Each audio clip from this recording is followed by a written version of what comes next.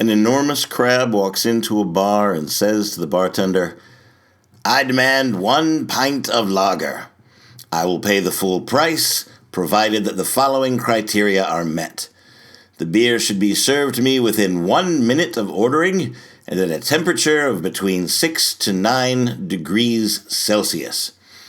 The beer should be served in a clean, cold glass, and a beer mat must be provided. If the quality of the provided beer does not meet my high standards, you must agree to refund the full amount charged and provide any additional financial compensation for any discomfort, stress, or time wasted." The bartender looks at the crab and says, "Why the big claws?"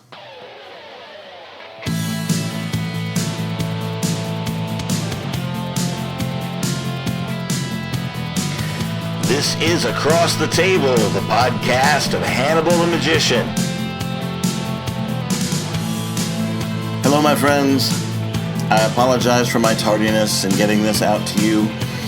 The past few weeks have been immeasurably busy and technologically unsound.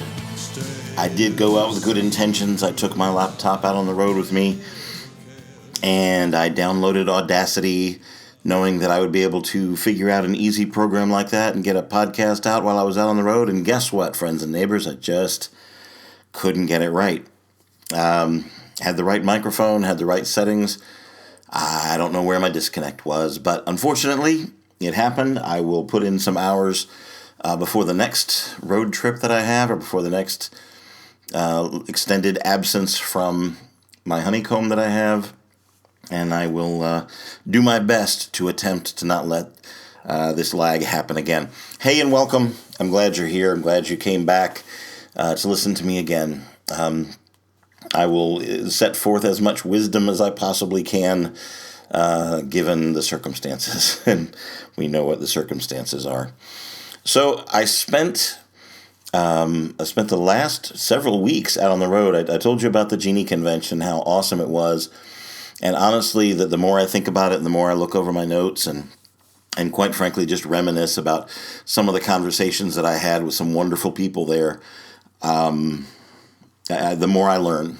And not just technologically, as far as my business and my craft goes, the technical aspects, I think, have taken a large leap in my abilities, just from talking with certain people and listening to their wisdom, but also being able to form new ideas for new presentations.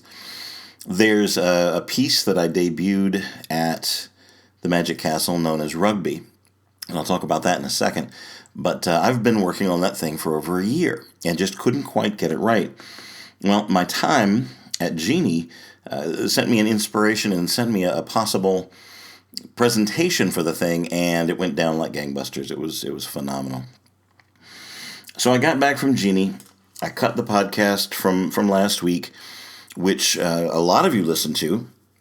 Some new numbers popped up, and again, I shouldn't watch the numbers and I shouldn't read the comments, but doggone it, I do it anyway. I watch my numbers, and I like to see who's watching. So we had a big boost in listenership from the last podcast, which you think would be great incentive for me to get one out on time the next week. But alas, such is my life. My number one priority is the show, getting the show done, getting the show right. And these things, these musings and everything are very, very important to me.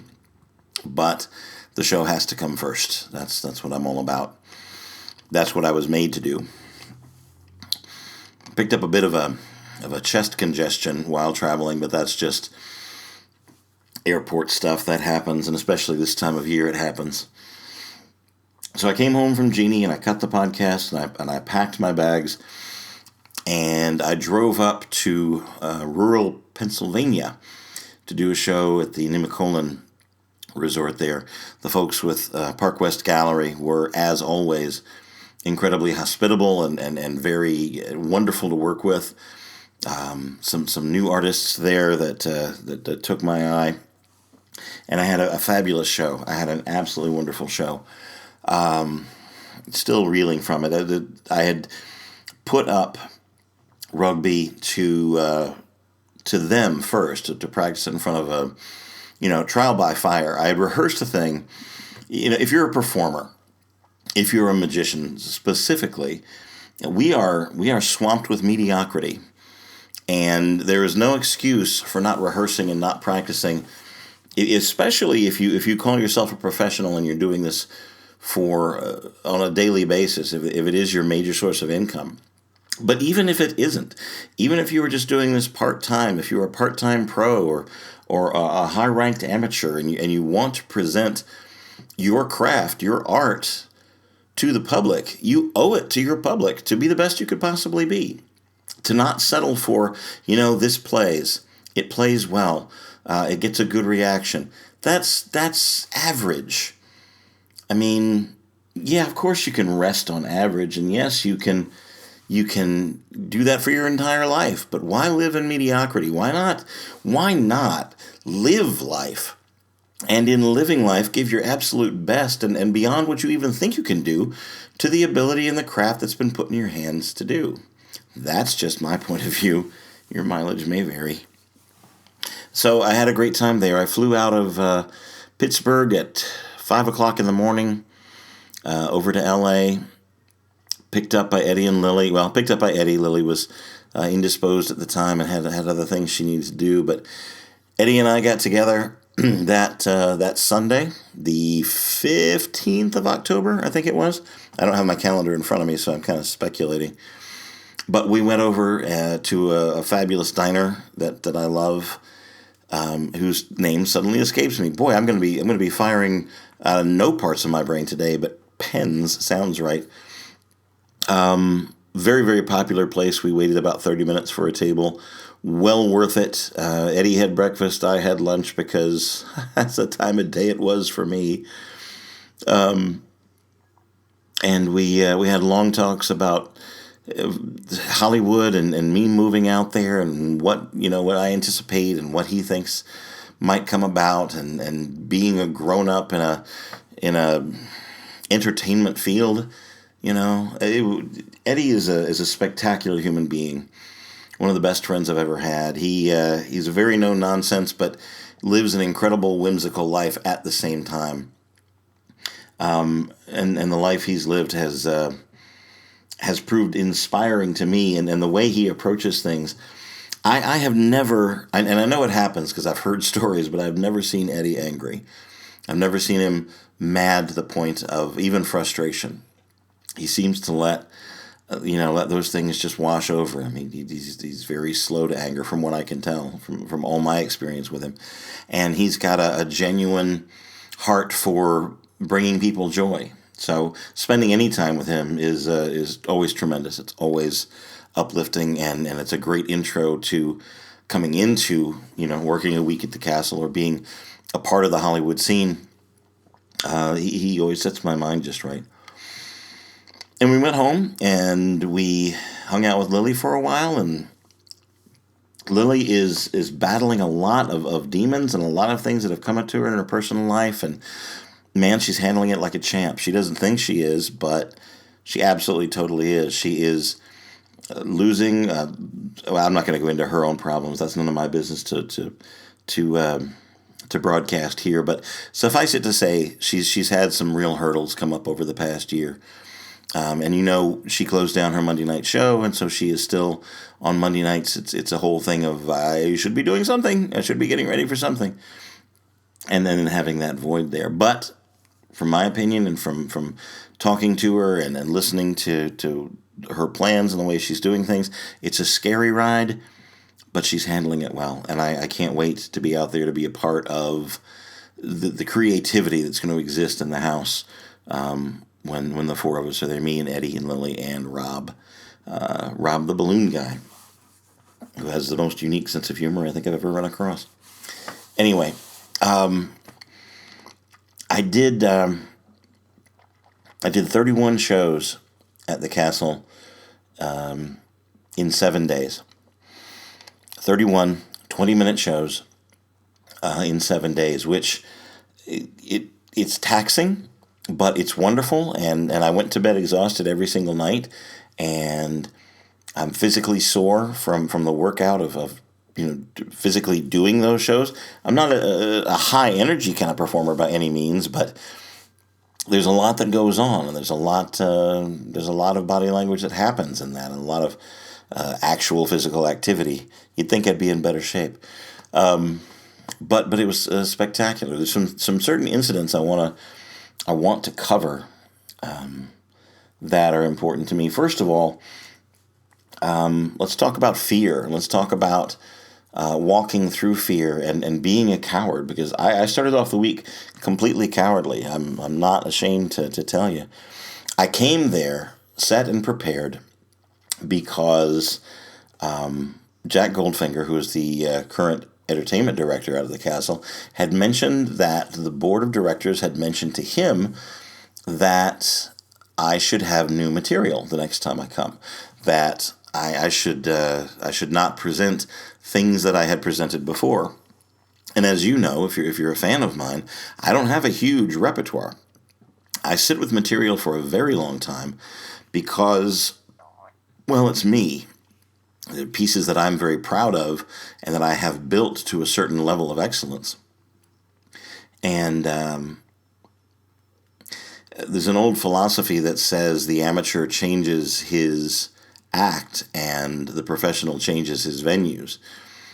So I change my venues. I do a lot of different clients, and I travel quite a bit to different audiences. So I'm not always looking for the next big thing or adding new ideas to the act, which allows me to rehearse and practice and do the things that I already know and love, and make them better, strive for a little bit better here and a little bit more polished over here, and try this joke this way and try the inflection that way. It makes a huge difference in the quality of what you're putting out if you remain consistent to the product that you're putting out.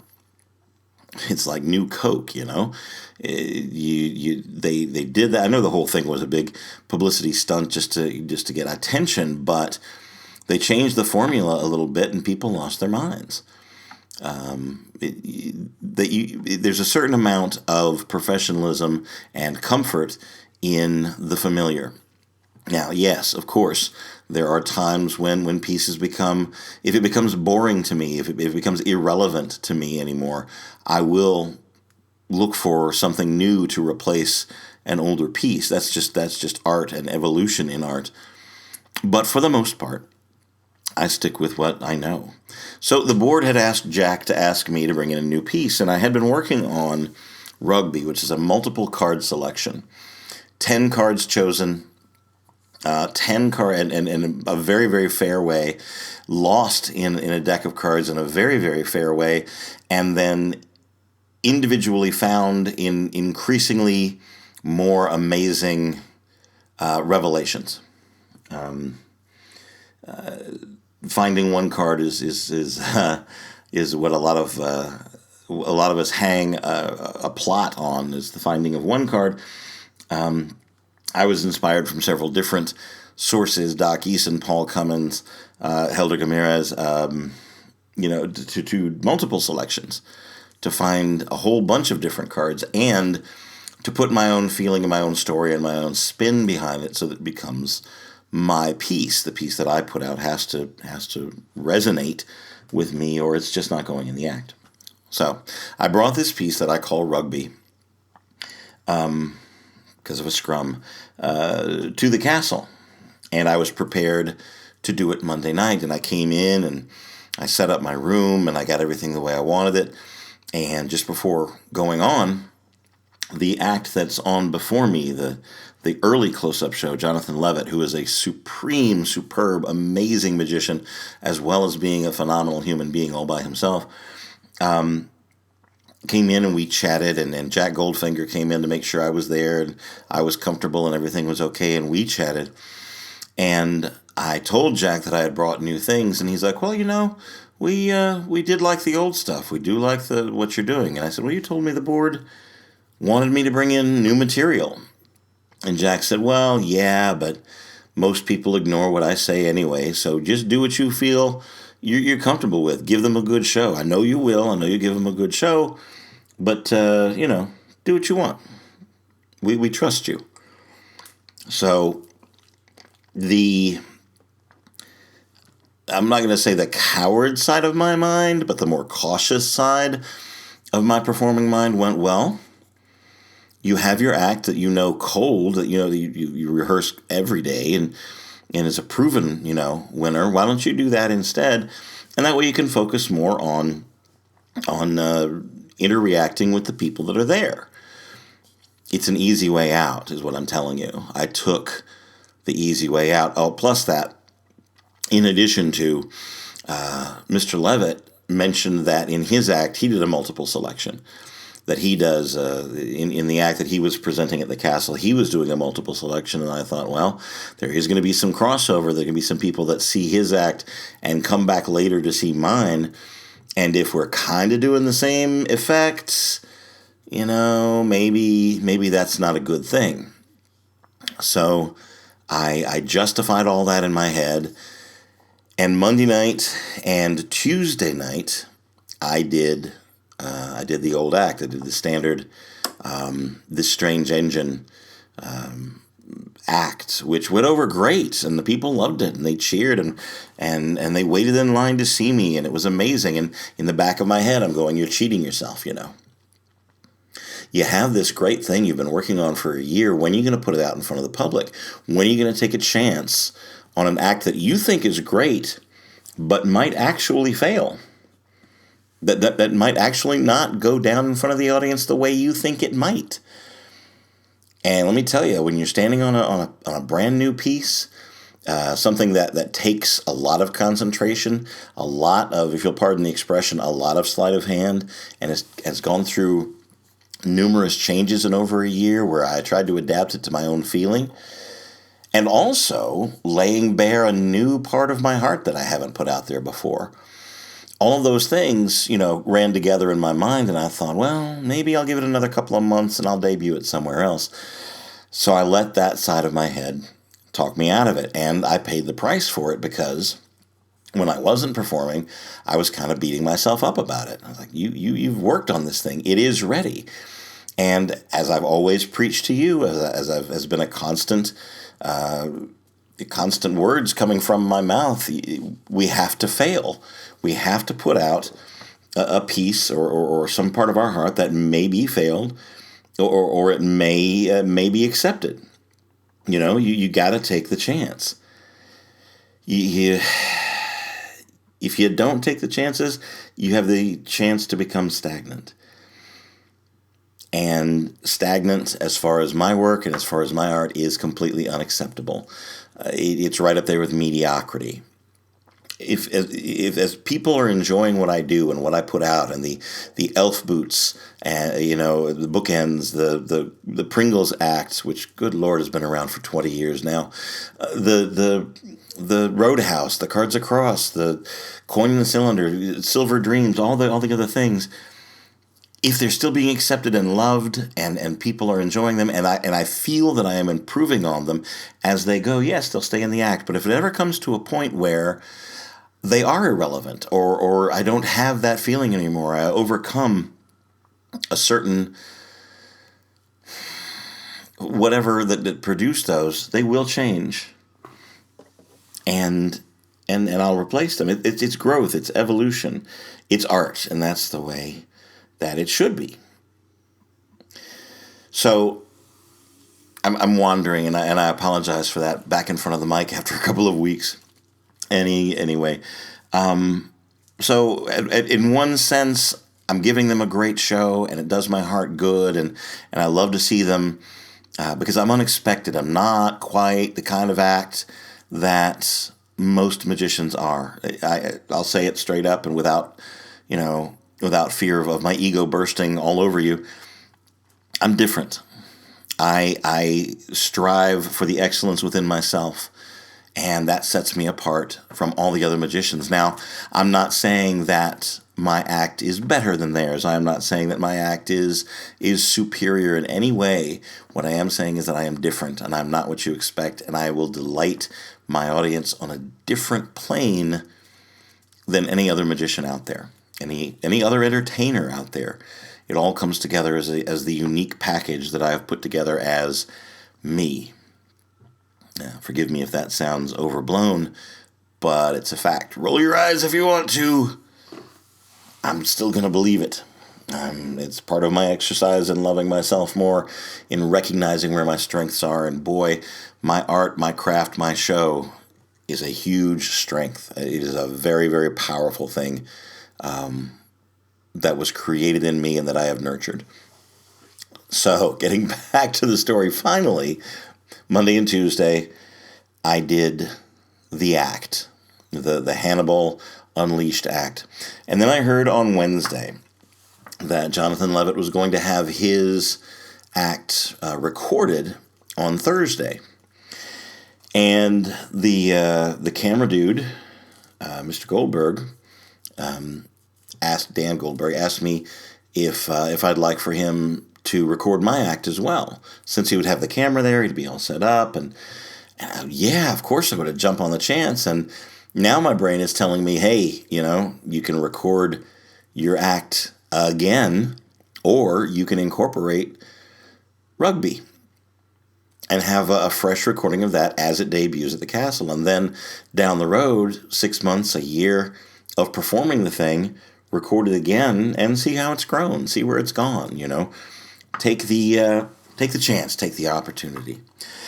So I girded up my loins, and Wednesday night I presented rugby as not only debuting it at the castle or anywhere in public, but also as a means of rehearsing it before I put it on camera, before I put it on film.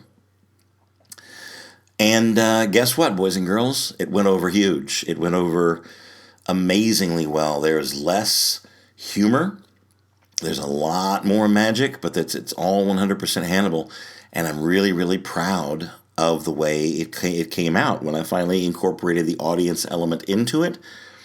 Tremendous. Better than I expected. Still things, of course, that need to be polished and things that need to be rethought and maybe reset. But man, the idea is sound.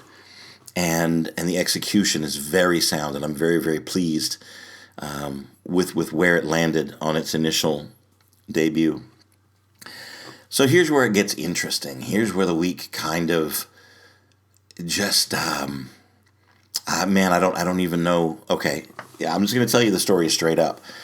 Some of you, those of you that I love dearly and I know won't judge me, are going to see video clips of this sometime soon because the entire night was recorded. Thursday night rolls around. I put on my freshest duds and I do my hair up right and I get my rehearsal in early in the day and I'm ready to go. I'm set and I'm confident in what I'm going to present. And the very first show of the night, I put out rugby.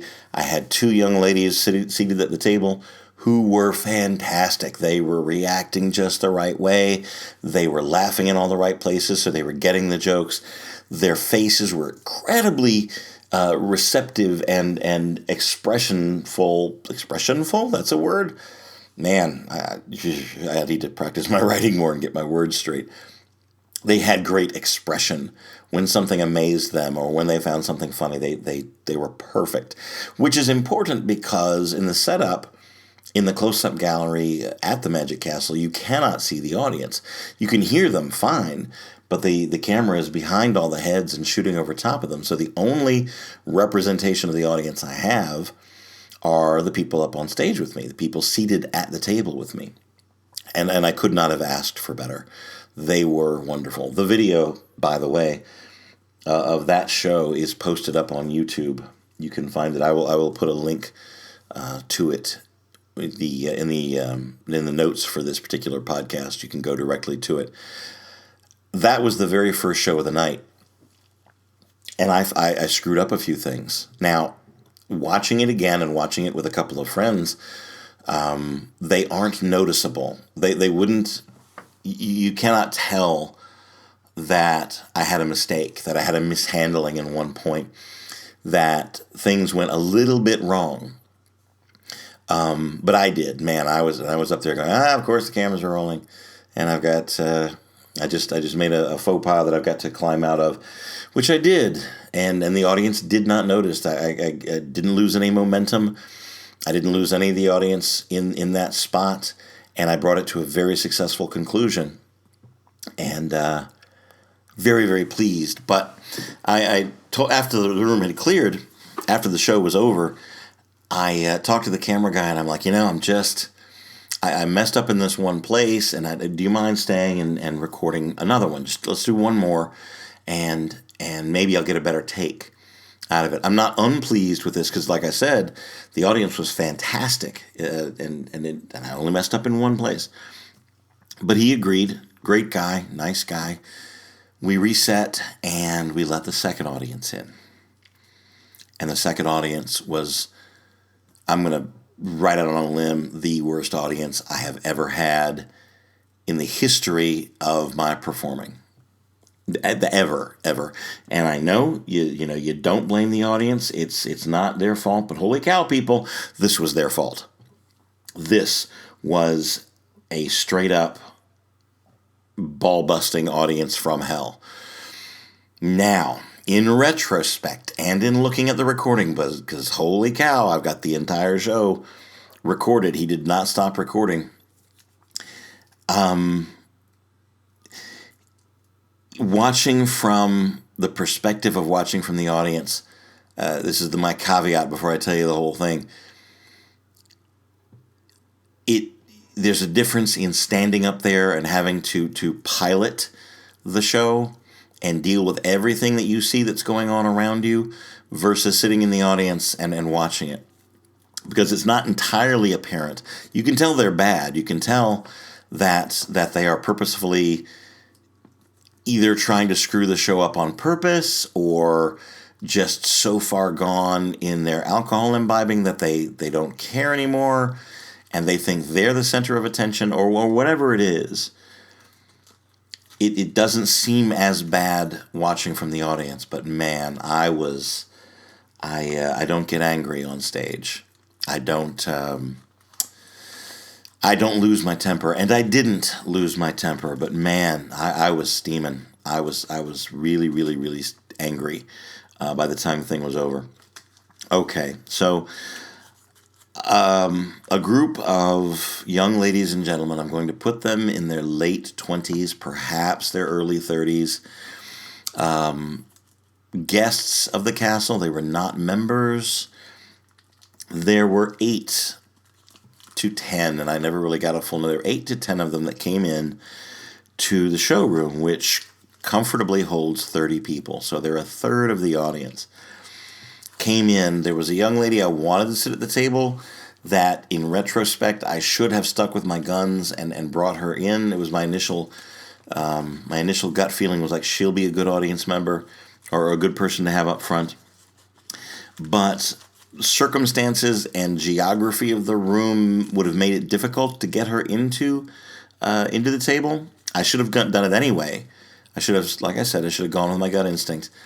But I didn't want to put her to any inconvenience, so I let her go, and I looked for somebody else. I made poor choices. It happens. They didn't display the kind of behavior that they eventually would when they were coming into the room. But the 2 women that were seated with me were way into their cups. I should have noticed that one of the women came to the table double fisting. She had 2 drinks in her hands already, and she was sipping back and forth between the 2 of them. Not a good sign. They had the Dodgers had just cinched a place in the World Series or in the playoffs. I'm not a sports ball guy entirely, but they had just done something impressive, the LA Dodgers. So before the show even started, this group of 10 people were high-fiving each other and being sloppy over each other and chanting Dodgers, Dodgers, Dodgers, Dodgers again and again, which, warning, one of them because I sit in the room as people come in. I watch for who's coming in, and I choose who I want seated at my table. And one of the guy who ended up sitting right in front of me in the front row, kept making jokes about my weight and how disgusting I looked and how he was a real man. There was a lot of that going on, which I can ignore because the show wasn't going on, and it's not an uncommon thing in my life. But he was just being a jerk about it. And I'm going in my head, what's my best move here? Do I make him a hero? Do I set him up at the beginning to shine and maybe do something cool in front of his friends that they can talk about later? Do I just ignore him? What's the best move? And while I'm thinking about that, the security dude, the head of security dude, comes into my room, which does not happen. He came in with a friend. He came in with somebody else, like a side guy, and I'm thinking, okay, there's a problem. Something's going on. And I asked him, I said, is there someone I should keep an eye on? Is there something you want to do? Like he came in like he was coming in to remove someone. But he said no, he was just keeping an eye on a couple of people, and I could guess which couple of people he was talking about.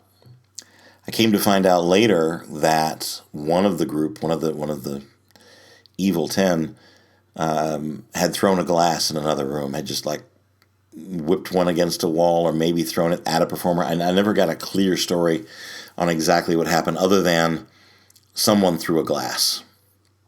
And you don't do that, not in this club, not in this wonderful, exclusive, magical kind of a place. It's just not a done thing. So my host came in and he announced me and we started in, and it was apparent from the very beginning they had their own agenda. They were going to talk about what they were going to talk about. They were going to ignore what I was doing, saying, and presenting. They were grabbing at props, and they were telling each other jokes. And I kept a certain amount of control, but it's like I would remind them, you're in a show, you're disturbing other people, and they would go, oh, okay, we get it. And they'd be calm for 30 seconds or 40 seconds, and then it would be like they forget. And watching the video, you can kind of see she's one of the girls at the table is chastising herself. Yes, be quiet. And then you see her face change. You go, oh, there's a party going on, and off she goes again.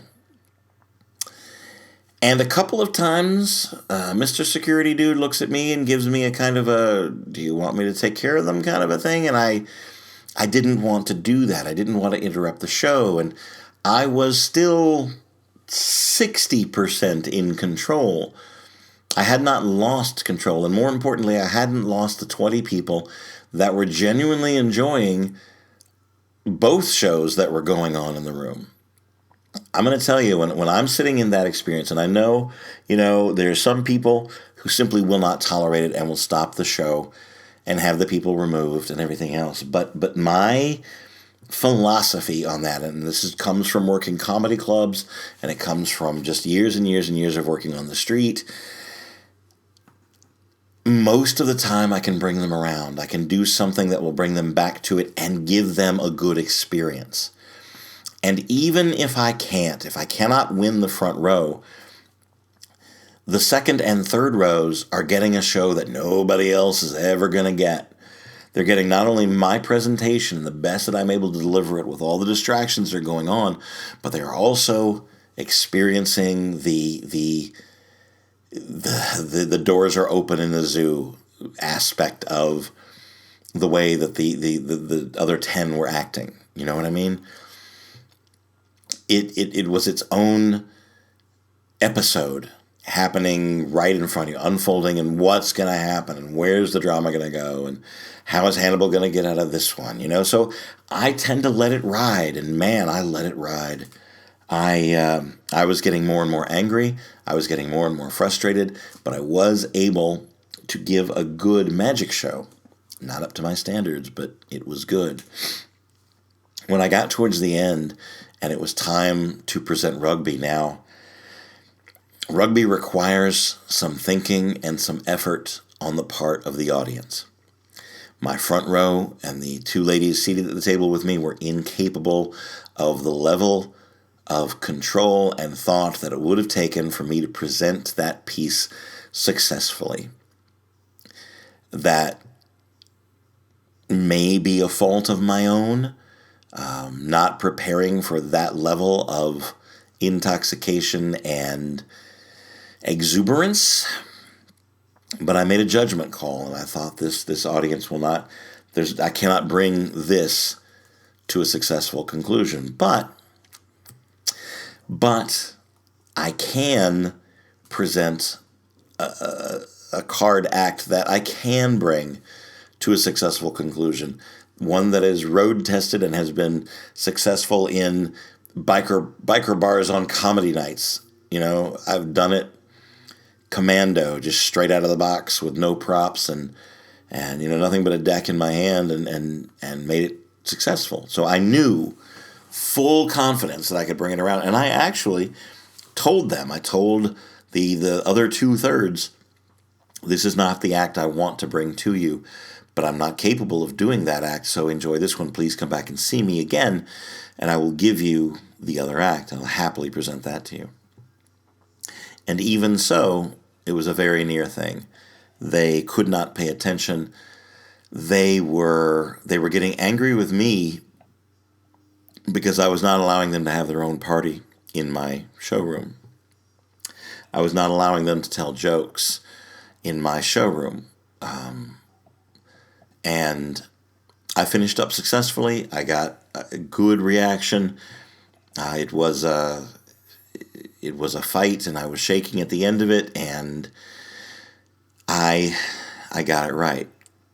I did win out in the end. I did present the show to its conclusion, to a very successful conclusion, one that I could be very proud of, especially given the obstacle that I had to fight over. Keith Fields, who is a British magician that I admire very much, was in the audience. And after the show, he came down to me and clapped me on the shoulder and whispered in my ear, he said, "You are a god to handle that, and the way that you did, and the way you brought it out." So admiration from my peers, admiration from somebody that I respect an awful lot. You know what? I'll take it. I will absolutely take it. It'll help me get through to the next show, and all shall be well. And so it was. And the group was, as soon as they left my showroom, reportedly were escorted out of the building and sent off into the Hollywood night to fend against the vampires for themselves. That was a learning process. I got notes from several different people in the castle, making sure that I was okay, making sure that I would be back, that I wasn't going to take that bad experience and write it off and say, never coming back to the castle again with blah, blah, blah. And that's not going to happen. I did post about it on the Facebook page, the Academy of Magical Arts Facebook page, and related that particular show to the masses. Just the thing I'd like to know, that I'd like to take away from it, I don't really have a purpose other than which member brought them in, whose guests were they, and has anything been said to them? Have they been shown any of the security tapes or what happened in there, and have they addressed it? I don't know. After they left my room, it kind of stopped being my business, I gave my good show. I contractually fulfilled my obligation and spiritually filled my obligation. I did not let myself completely down. I did not walk out of the show. I did not stop the show. I gave 30 people in varying degrees a really good show. So I'm proud of that. So we did that. I have it all recorded. It's somewhat frustrating. Mr. Goldberg agreed to stay for the third show, and we recorded that as well. It's good, and the handling is better, but in my opinion, it doesn't play as well because the audience is not as engaged. Part of that may be my fault coming off of the horrendous second show that I had. But in looking at it and watching it, it takes them longer to get into it. And they're kind of a little bit deadpan at the beginning. Eventually, they do grow into it and they do appreciate it, and they get a sense of wonder in it. But their reactions are nowhere near what the first show was. So, in going to YouTube, I put it out to the Patreon people to vote on, to see which one they like better. And from the feedback that I got, they overwhelmingly liked the first show better than the third. So I went with that. And that one, as I said before, is up on YouTube under my channel entitled Rugby. There will be a link in the description if you'd like to go and watch it. And send any feedback you'd like. I'd love to hear your thoughts. I'm very proud of the piece, personally. I had lots of great time with friends while I was out there. Spent some time with Andrea, who was just a delightful young woman who came into my life about a year ago. Good friend, good listener, artist in her own right, Ren girl. We got to spend some time together. We had dinner Monday night, as it turns out, and then we got together with a group of friends on Wednesday. I like her friendship. I like her conversation. She's a wonderful person, and she's she's a LA person. She's a California girl. So interesting to see where our friendship goes from that point forward. From me moving out there. I know she bakes, and I know she's a good cook, but I have yet to taste anything she's made. I'm looking forward to that. So we had a delightful dinner Monday, and then hanging out with friends, hanging out with Tim and Sarah and Eddie and Lily and some other people that I didn't know very well. Just had a fantastic time with good friends. I had the all too rare opportunity to have a long lunch with my friend Lindsay, who I've known for, decades now. Back in my Carolina Renaissance Fair days, before I was even working there, when I was just a patron, she and I became friends, and had lunch with her. Gosh, let me get this right. I had lunch with her on Thursday, and then she and her husband came Friday, and we had dinner at the castle together. And he's a straight arrow, nice guy, heck of a nice guy. Questionable taste in hats, but that's just my own. He wears a cowboy hat, and good on you, man. You do you, and I'm not going to judge you. It's just my taste is different, and I shouldn't even bring it up, but it makes me chuckle. Lindsay's a great friend and has been for a long time. The stuff she's seen me through, boy. But then she and her husband came Friday, and we caught one of the shows together. Caught Mike, who usually works the Hat and Hair down at the castle. He had a parlor show, mentalism show, which was full guns, man. Came out and just owned the room. Beautiful job, beautiful work. And then they came to see my show, and I had had an odd heckler, but all in all, good times with friends, good atmosphere. In my blog, briefly, I made a comparison. I'm looking at my life here in Charlotte, and I'm looking at my future life in LA. Excuse me, no cough button. And now, of course, I'm going to start. I have my halls nearby. I knew this congestion thing was going to pop up, so I have my halls nearby so I can continue to talk in my deep, resonating, rolling voice. Pardon me, unprofessional radio, semi-professional podcast. What was I talking about? Okay, friends and blah, blah. Comparing Charlotte to LA. And the comparison basically goes, Charlotte is full of memories. I've been here since my childhood, literally since my very first memories have been, my home has been Charlotte, North Carolina. I've traveled all over the world, and I compare every place I go to Charlotte because I love this city.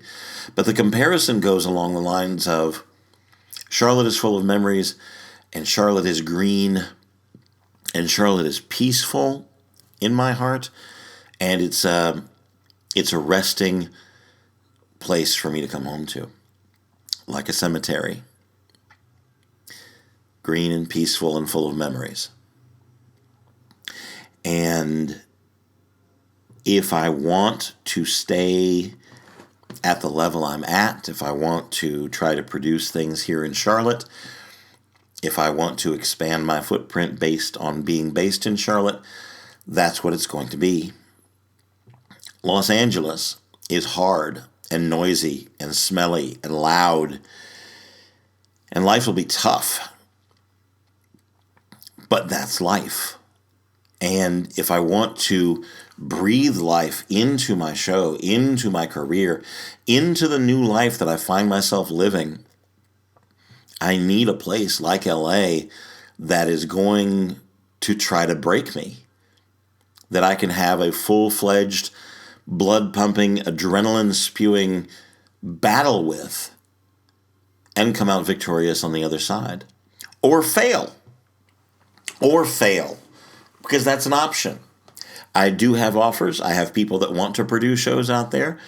I had a brief conversation with someone of some clout who has the theater and has the means to make it happen about actually putting on stage a one-man show based on Orson Welles, which I've been wanting to do for years. And this producer brought the idea to me.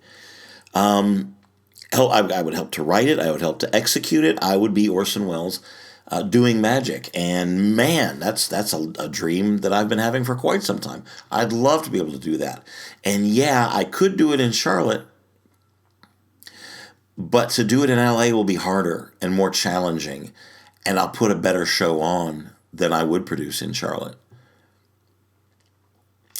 So I need the challenges in my life right now. I need the work challenges. I need the art challenges. I need to bury the emotional challenges and defeats and horrific fights that I had within myself based on my personal life. I need to bury those things in the cemetery of Charlotte, come back to visit them every once in a while, just to put flowers on the grave, but to focus my life on living my life. A good friend, and maybe I said this in the last podcast, I did not take notes this time, and I'm sorry, not sorry. A good friend said to me that I'm one of the most alive people she knows. And that may be one of the best compliments I've ever gotten in my life. I want to live, and in living, I want to give life to other people, which means I've got to make my heart stronger, which means I've got to make my art stronger, which means I owe you more. You deserve it. The people that I put this out for, I mean, this may seem very masturbatory, this whole podcast thing, especially because as of yet, I don't do interviews. I haven't brought other people in to spice it up or jazz it up. No, I'm going solely on the fact that you're listening to me and you want to hear what I have to say. Very ego-driven, very masturbatory. I will say what I want to say and it'll go out, and I will take all the responsibility for everything that goes out across these airwaves. And I don't see anything wrong with that. This is me giving. This is me giving of myself in the ways that I know how. And hopefully it reaches a part of you, and my story gives you hope, gives you life, gives you something. That's what I'm about. That's who I want to be. That's who I want to be remembered as, if I'm remembered as anything.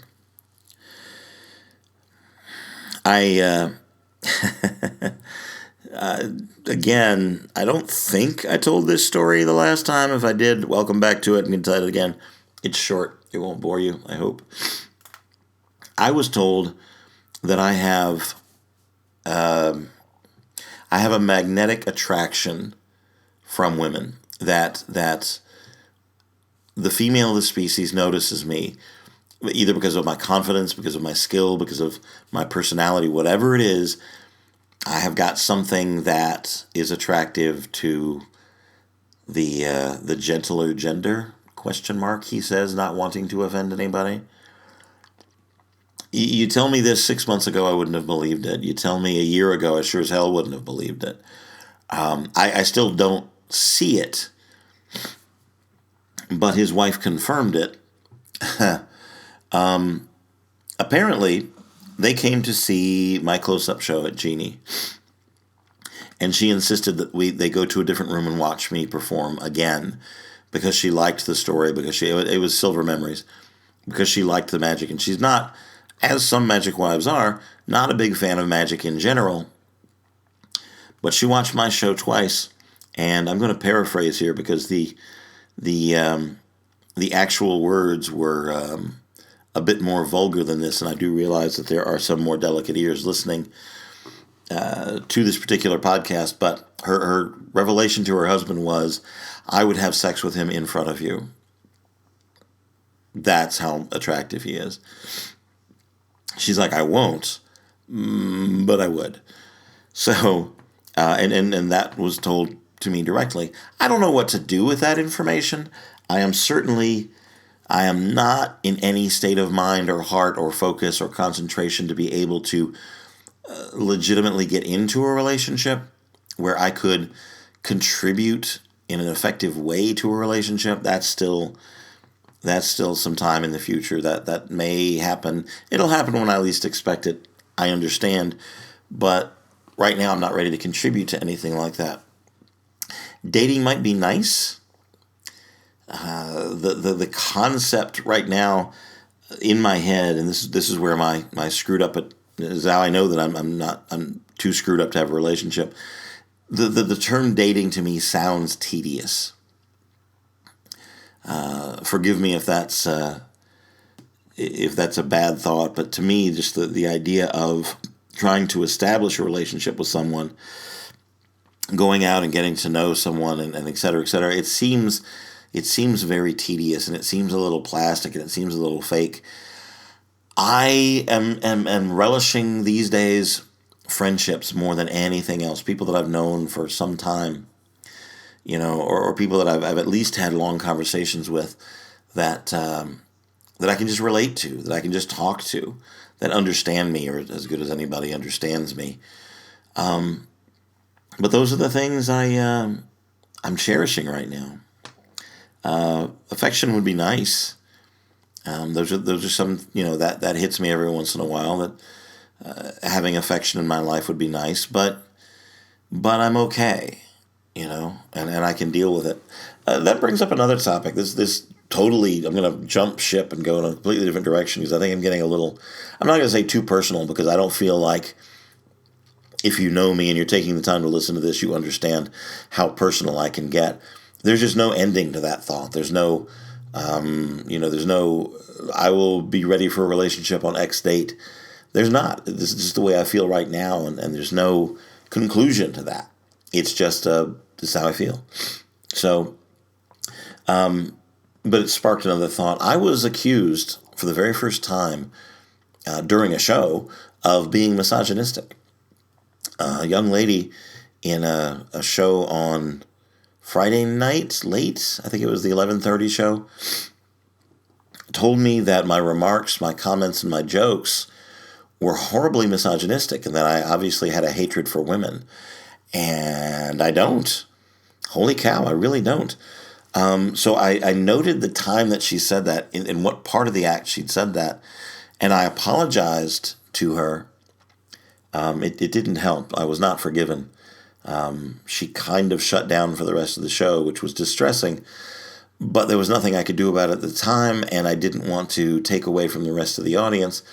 But I take things like that seriously. And so when she said it, I noted it, and I noted at what point in the show she said it, to go back and examine later my own words. And And to the best of my ability, and I took the problem to Lily, who I trust implicitly, and I took the incident and reported it to Andrea as well to get their takes on it, because they are very sensitive women in my life whose opinions I care about, and they've seen the act multiple times, and I'm going to stretch and say that they know my heart. They know the kind of man that I actually am. So I asked them both. I got slightly different responses from each of them, but the core of what they were saying was identical enough to convict me of it, and to get me thinking about different directions to go. Lily's initial response was, "Well, what are you going to do about it?" And I told her the part of the act that it happened in, and we had a long conversation about it's not just it's not my right to tell an audience member that they don't have a right to be offended.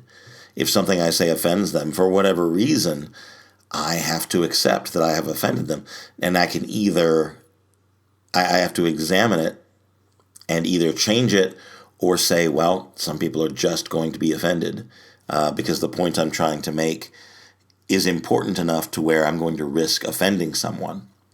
And there are several things that I say or perform or do in my real life that are at risk of offending someone. And in some of those cases, I believe the point so much that I will go, so be it, you're going to be offended if you take it this way. But in this case, it's more of a joke that is initially offensive. There's a pillow that comes behind it, but apparently in this case, the pillow wasn't enough. And Andrea told me straight up, this is offensive because it implies a stereotype about all women, when what I'm obviously trying to do is, it's a thing, well, maybe not so obviously, it's more of a thing directed towards me. The pillow helps soften it, but according to her and her take on it, the initial line is off-putting and offensive. And the line it's straight up, it's part of the Strange Engine Act that part of it ties into rugby, but there's a line where I tell a person, I'm going to ask you what your card was, and I want you to lie to me. Now, if it is a man that I'm saying it to, I will say, look me in the eyes, pretend we are playing a high-stakes game of poker, or pretend I'm a woman and lie to me like you always do. Okay? If it is a woman that I'm asking to lie to me, the line is, I'm going to ask you what your card is. I want you to lie to me. I want you to look me in the eyes and lie to my face like every other woman I've ever, and then I'll stop like oh, no, that's, I'm sorry, the bitterness, it came up too soon. So it's a variation. But in delivering that line to a woman, the initial thought, the initial punch is that all women lie. And I had not examined that line because in my head, in my presentation, and the way that I'm wanting it to come out is that I am bitter about a failed relationship, which I am. So the entire line is, I want you to lie to me like every woman I've ever known. Oh, sorry, the bitterness. I don't actually come out and say the entire thing. I always interrupt myself and make a secondary pillow joke about, the bitterness. It's my fault. It's not the woman's fault. But the initial, and she's right, and Lily also confirmed this, the initial line is harsh towards women. And in this day and age, it's unacceptable. So it's being rewritten. That joke, that bit is being taken out of the act. If it was important, I wouldn't. I would leave it in and risk offending someone. But it is honestly, it's a throwaway line. It gets a great laugh. It gets a huge laugh from men and women. Either way I tell it, whether I'm addressing a man or addressing a woman, each line does get a laugh. But my primary philosophy, and I've told you this already, boys and girls, I will not do something just because it plays.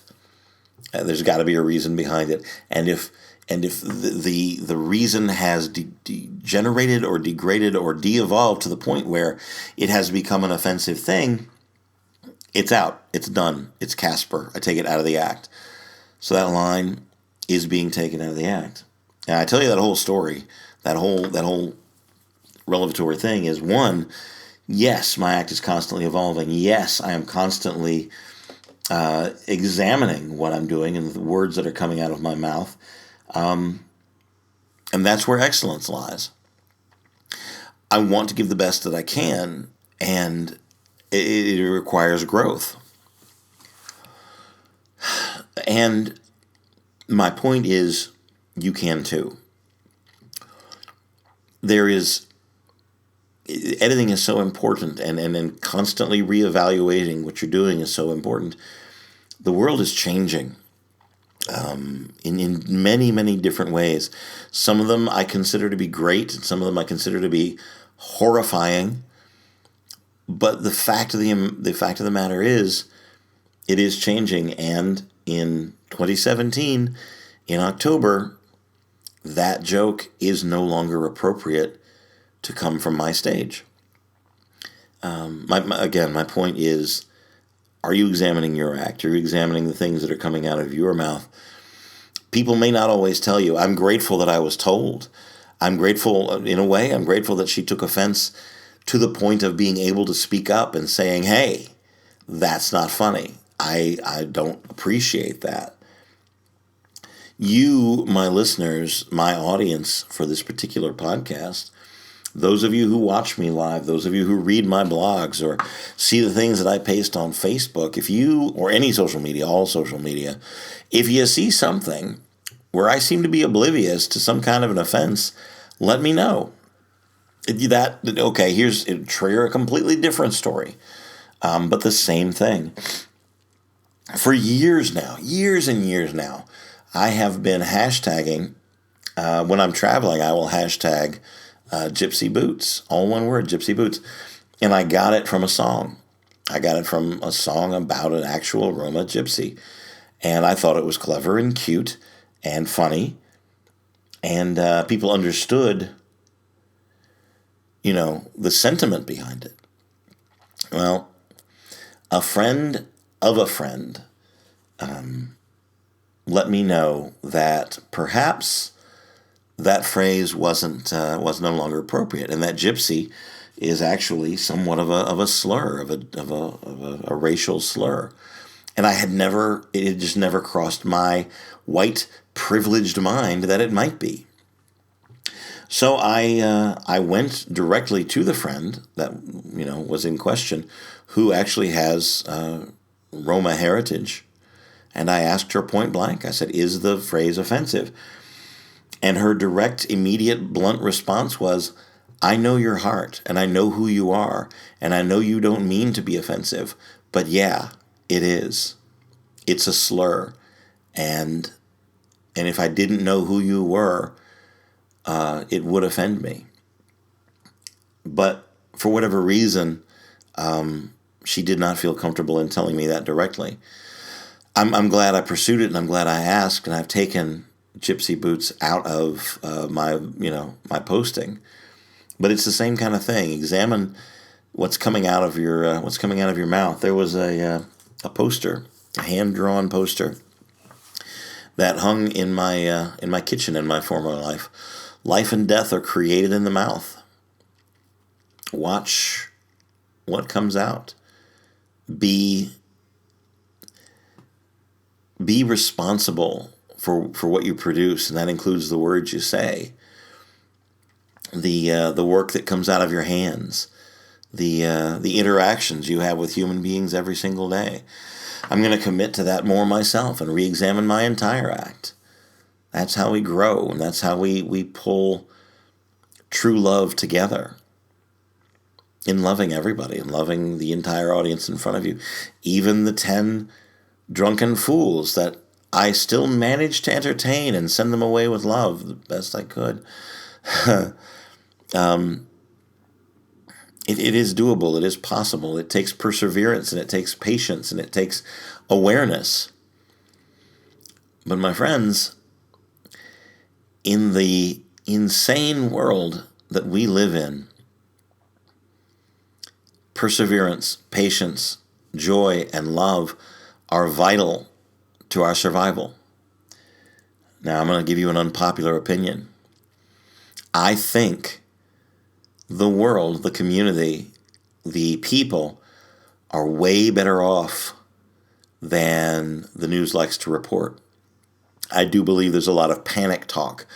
It doesn't matter which side of the political aisle you fall on, someone is always evil and the worst person and should be locked away and et cetera and et cetera. And I'm standing in my corner and whoa, let's slow down the rhetoric just for a minute. Let's have some food together. Let's talk like real human beings together. Let's understand each other and meet in the middle somewhere.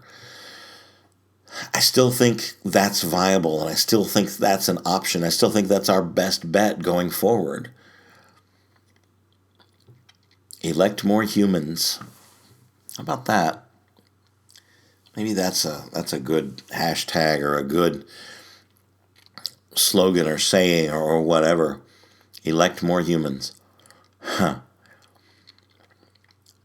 Have some compassion. I'm not going to sit here and get political. I'm not going to point fingers or say this person is bad or that person is good. We're all humans. We're all product of our environment and our genetics, and we all see things differently, and some may seem completely without care and compassion, and maybe that's true. But what we can do is improve the world that is immediately around us. Be more neighborly. Love the people next door. Love the people you don't seem to get along with. Find more happiness. So I came back victorious from 31 shows in 7 days at the castle. Exuberant, fulfilled, really happy. Ready to continue this journey, ready to get rid of the things that I have, the clutter in my life, and move to LA, with a lighter burden. Here's a thing. I am going to be getting rid of most of my physical possessions. I want to keep my library, and that's about it. My clothes and my library. Everything else, in the next month or two, I'm going to be getting rid of, either just flat out giving it away or selling it at a insane price to have money to be able to move. I have got electronic equipment. I've got monitors. I have bookshelves. I have couches. I have tables. Lots of kitchen stuff. If there's anything of mine you'd like, get in touch. There'll be a more formal kind of a house sale, yard sale, whatever, happening sometime soon. But that's the cleansing part of my moving and getting that taken care of. Upcoming events, upcoming Hannibal stuff. I'm going to be in Vancouver celebrating their magic community's 75th year of existence. Performing for the weekend.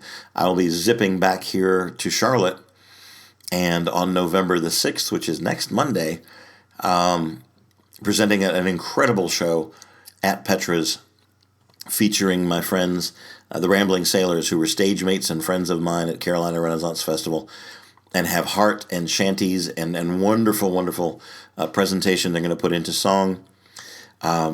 Jacqueline Hyde, who is a good friend and who does street magic and sideshow. Come and see the show. Come and see it. It's going to be extraordinary. It's going to be amazing. There's a thing with a stapler that I'm just excited and dying to see. I will be presenting magic. I will be putting forth rugby for the Petras crowd and doing it up right here. There'll be stories and there'll be soapboxing and revelry. We're going to celebrate life and being alive, and I'm looking forward to it. November the 6th. $7 at the door. It's a bargain price. And we'll have some fun. I promise we'll have some fun no matter what happens. Following that, the holiday season kicks in. I'll be doing the standard corporate gigs and the house parties and everything else, and I'm looking forward to that. And then, with the new year, comes me packing and moving. I need to.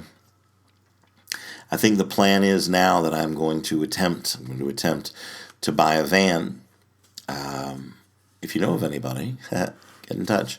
Attempting to buy a van, enough room to put the few physical pieces of wealth that I have into it, and driving to California. I'll need a vehicle out there, and having something that I can put tables and such and so on into is going to be a great idea. So the van idea is what I'm going with. And I'm going to take my time getting out there, put together a little bit of money, and take my time, take a leisurely drive across the United States, which at 52, I have not done before. I'm not going to be in an all-fired hurry to get there within a certain number of hours. I want to take a little bit of a leisure, alone time, see my country, think about where I'm going and what I'm about to do, and arrive fresh and ready to go. That's kind of it. That's what's going on in my mind this week.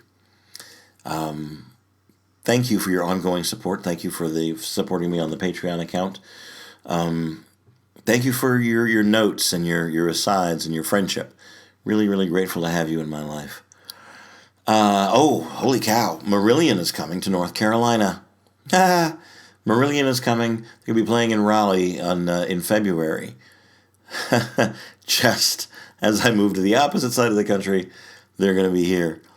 I have a ticket to go, and I'll work that out.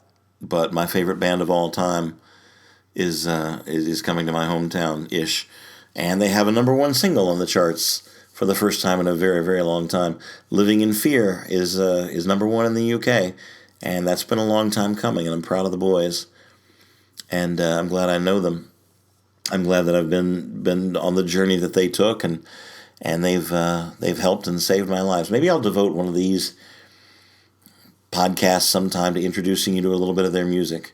Maybe. I don't know. Let me know what you want to hear. Let me know if you have questions. Let me know if you have topics or things you want to talk about. I see you. I see your struggle. I watch you and the things that you post and the way that you live socially. You know, the public socially stuff, the social media and everything. I see what you write. More than that, I hear your heart and I hear your feelings. And I want to tell you, it's going to be okay. It really, really, truly is. And things may get to absolute hell before they get okay. But you're alive and you're breathing. And you're here and there's love. There really is love. And here I am if you need me. I will remain consistent, preaching this business for as long as I can, as long as there's somebody listening, as long as there's somebody interested.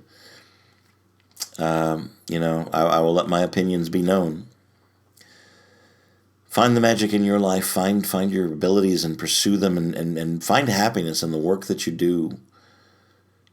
You're an exceptional, amazing human being. You are a collection of ancient stardust. You've literally, your body has seen it all in the process of time. And it is exciting to be alive. And sometimes that means scary and terrifying.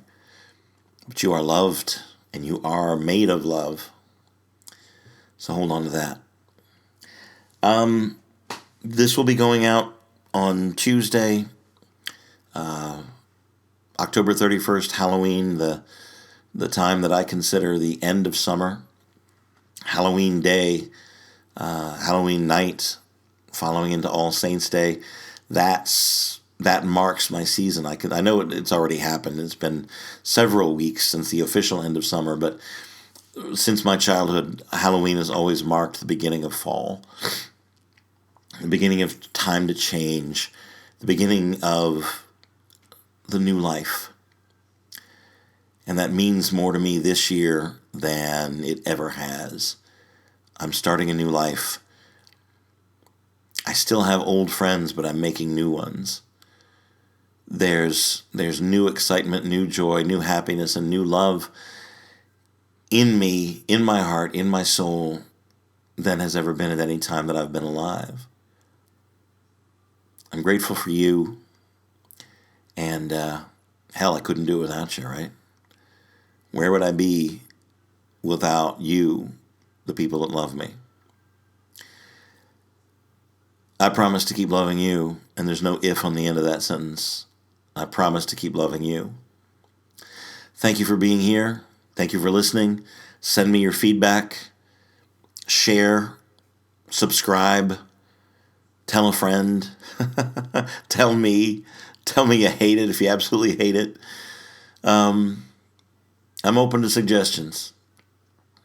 Not exactly new to this anymore, but I'm still in my freshman year. How about that? We'll talk soon. I sincerely hope that there's love where you are.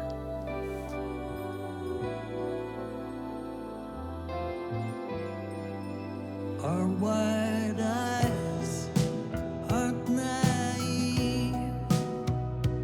They're a product of a conscious decision. The welcoming smile is the new cool. The key left in the outside of the unlocked door.